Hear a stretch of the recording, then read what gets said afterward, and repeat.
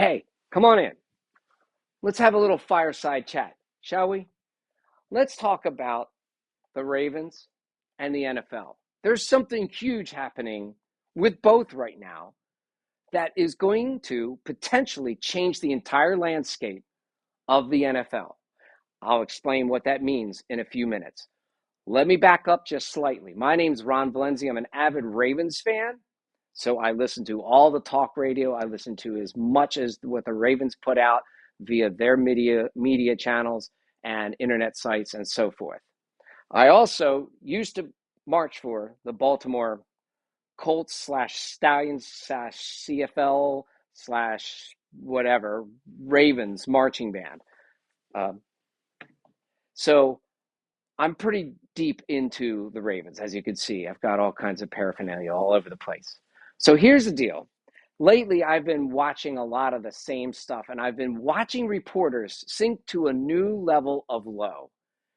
They are taking certain tidbits of information, forming an opinion, all to get you interested in what they're saying.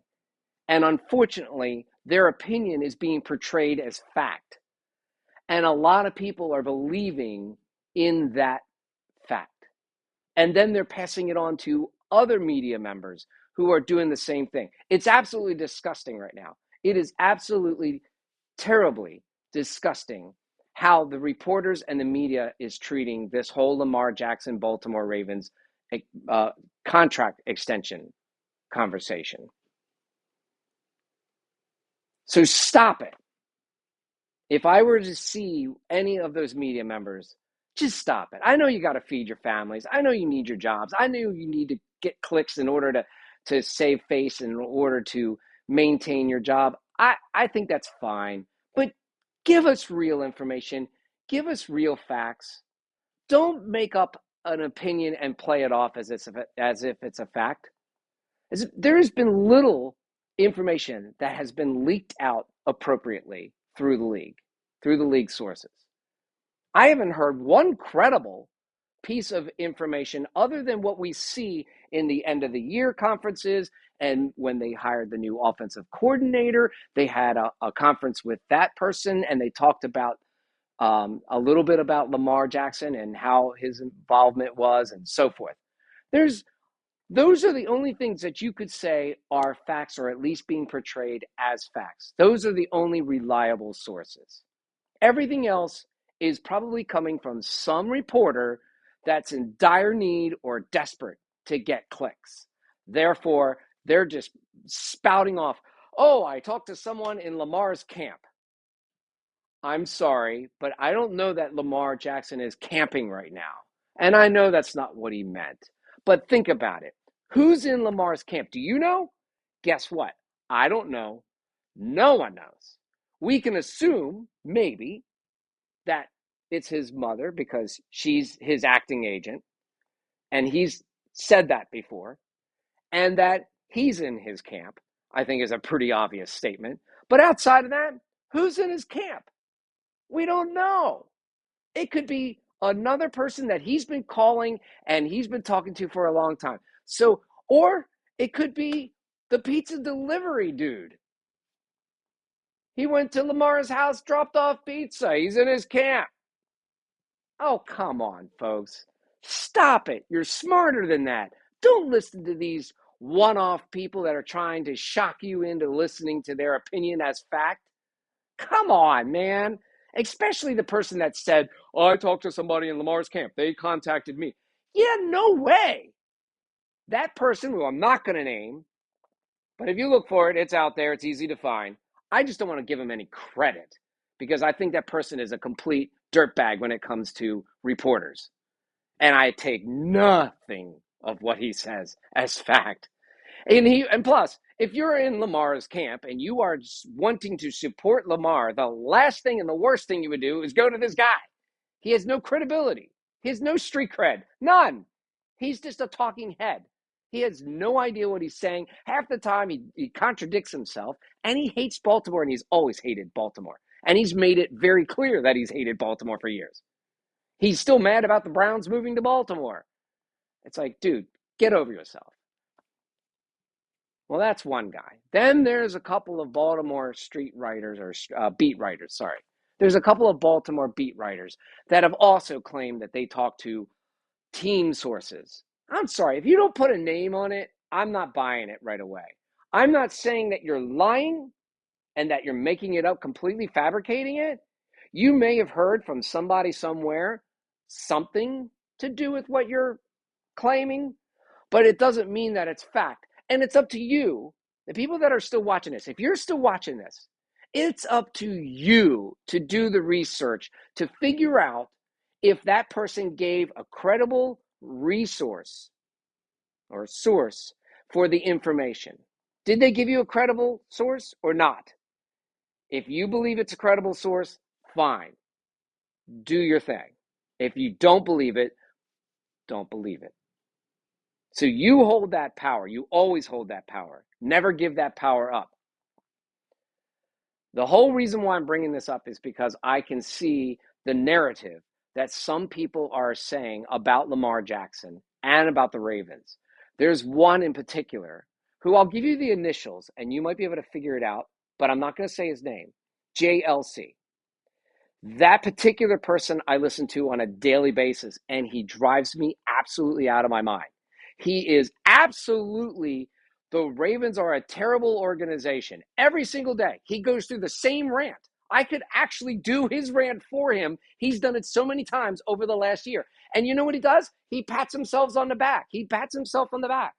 He sits there and says, "Oh, I told you this a year ago. I told you this 2 years ago. Told you it was going to happen. Told you this. Told you this." All it takes is one phone call, one contract signed, and all of his theory is completely ruined.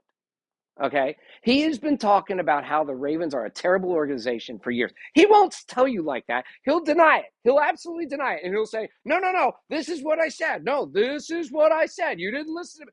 No, I'm sorry. I've listened to him for a year and a half go on rant after rant. And basically, every time he finishes, it is a complete utter waste of my time. And I don't even know why I listen to him. As a matter of fact, I kind of stopped. I kind of like just turn the channel, or if it's on Odyssey, the app, I'll just click ahead to the next segment where they're talking about something else. Because every time he talks about Lamar and the Ravens, it is a negative crack show.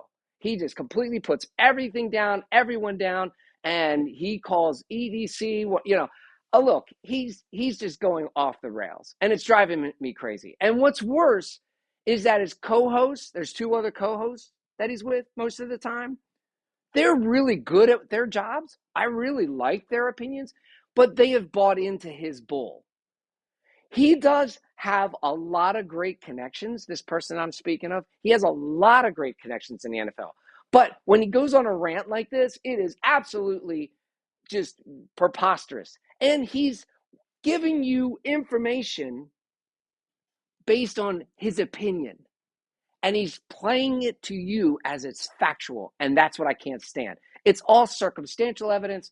Now, look, they don't have a deal. The Ravens and Lamar don't have a deal right now. So we can draw a lot of information from that. It's been through several years. Right. But we don't know why.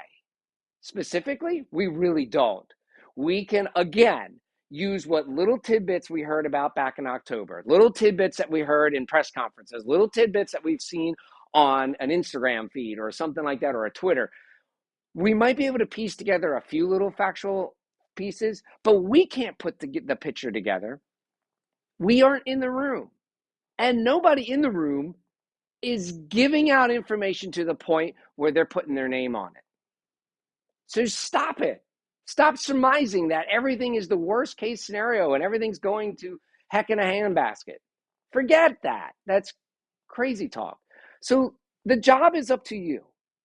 You've got to listen to these people. If you're going to click on this stuff, listen to these people and see if you believe they're credible source, or recognize that they're just giving an opinion. And if they're giving an opinion, and it's not given to you as a fact, but an opinion, nothing wrong with that.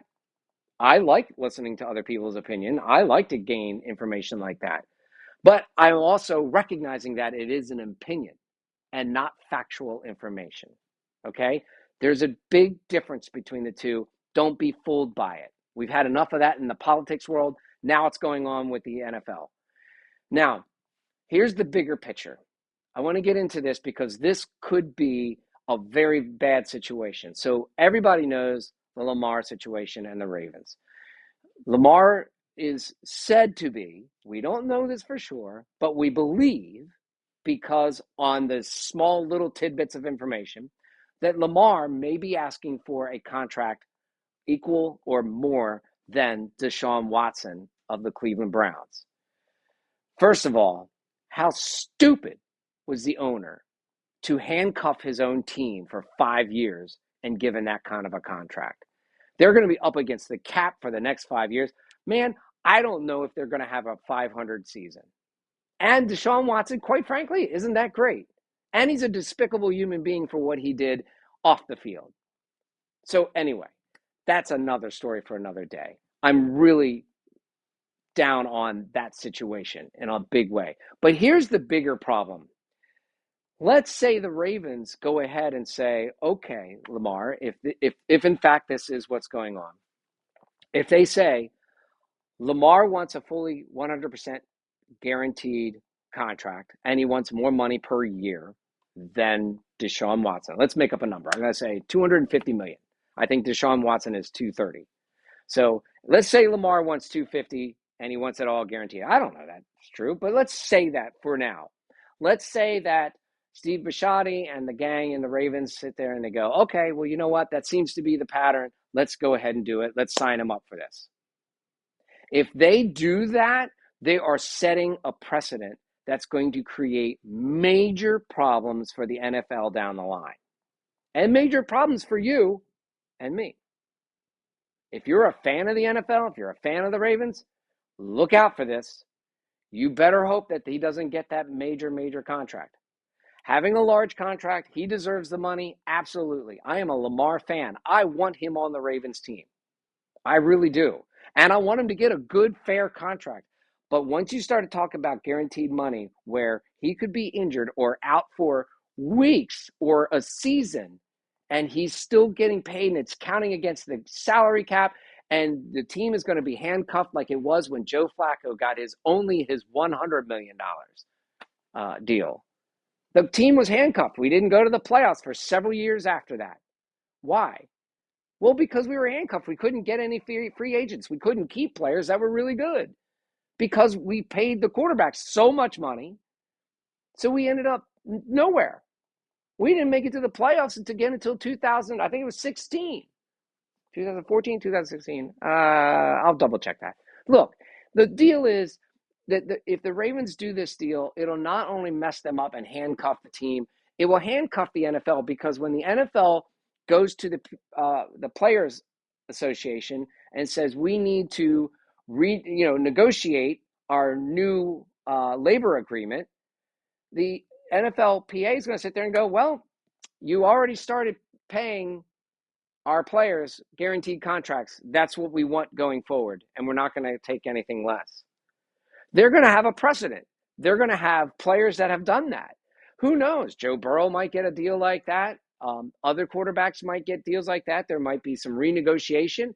Next thing you know, if Lamar gets that deal, there's a lot of quarterbacks that feel they deserve more than Lamar, and they might try to get that fully guaranteed money.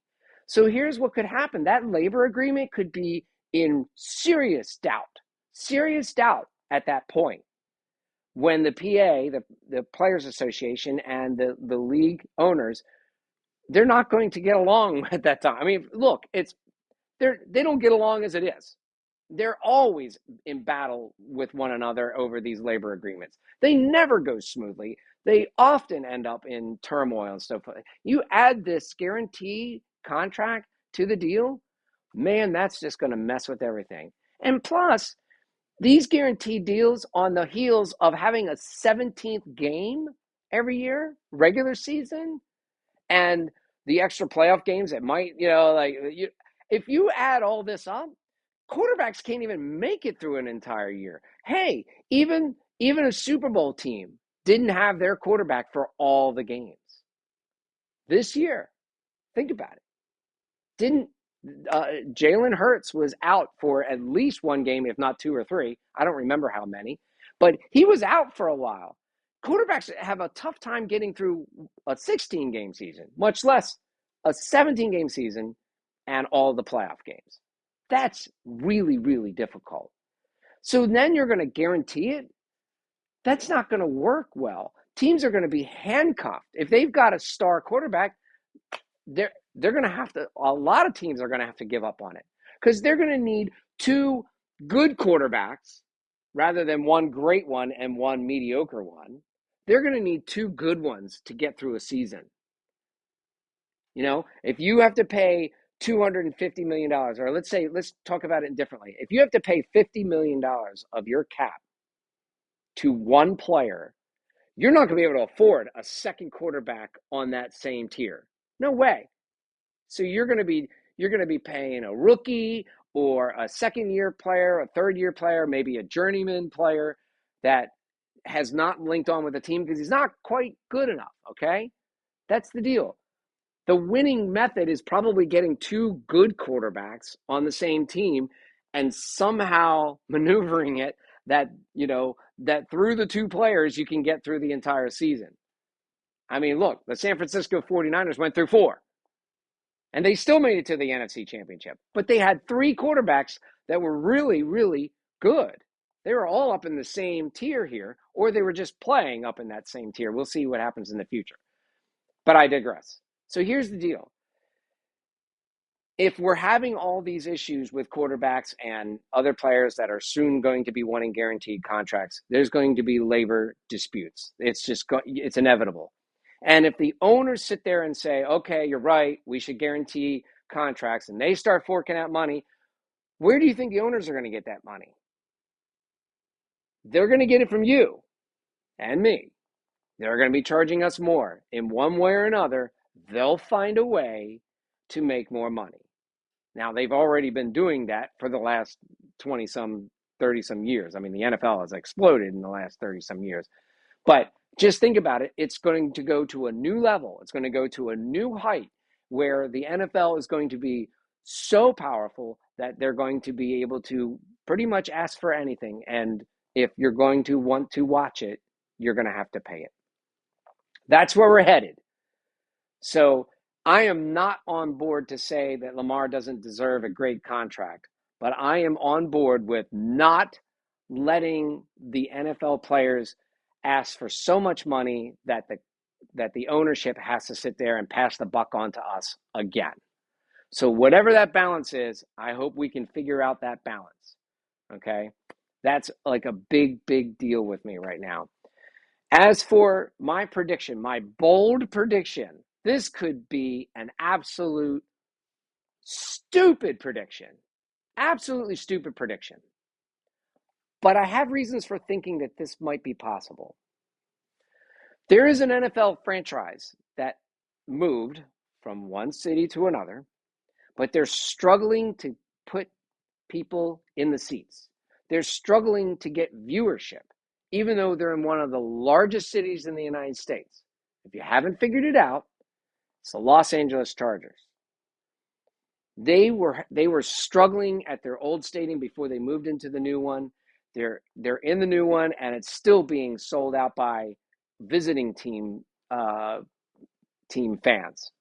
Okay, they are struggling, and it's because they seem to be really good and then fall down at the end almost annually.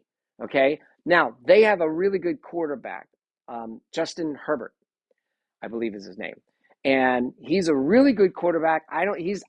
Wouldn't put him in the elite status or the star status yet. Some people do. I don't think so yet. But I think he's an up and coming quarterback, and I think he could be really, really good. I'm predicting a bold prediction here by saying that unfortunately, one of my favorite players, Lamar Jackson, will likely be traded. And I'm predicting that he's going to be traded to the Chargers for Justin Herbert. And here's why. Lamar Jackson, his cachet, his star value is humongous. Whatever team he goes to, he is going to demand a lot of eyes and a lot of ears and a lot of attention. The Chargers need that. They need to build up that franchise, and they don't seem to be getting into the playoffs and winning playoff games. So I really feel that it's possible that Lamar Jackson would be that player to escalate the Chargers into the stratosphere of a star team, like a team you can really get behind. There'll be a lot of people that will love whatever team Lamar goes to because Lamar is just such a great human being in a lot of ways that I've seen here in Baltimore, which is part of the reason why I regret even the thought of him not playing for the Ravens. But what if the Ravens were to get Justin Herbert and on his team, because he's not going to demand a fully guaranteed contract? It's not going to happen. Steve Bisciotti made it clear a year ago. He said it in an interview. It has been documented. It has been followed up with, and it has been proven to be a fact. Steve Bisciotti does not want to pay 100% on guaranteed money. Justin Herbert's not going to be able to get that. He's not going to be able to do that. But could he do something close somewhere in the similar ballpark? Yes, he could. He could be a good fit with the new coordinator as well for the Ravens. And Lamar Jackson going to the Chargers makes a lot of sense for the Chargers because they will have a star-powered player, far more than Justin Herbert is right now, and they would have him for years to come if they were willing to give up that kind of deal. And they already have a decent team. They just need that one player to put them over the top. And I believe Lamar could be that guy for them. I don't want to lose Lamar. I've said that before. I don't want that to happen. But it is very, very possible that that's how it goes down. Okay. Now, I know that's a really strange prediction. I think there would be other moving parts with a deal like that, too. It wouldn't be just straight up those two players. There would be some cash considerations. There might be another draft pick here or there that gets put in there, or maybe another player moved from one team to the other to make it more of a level trade.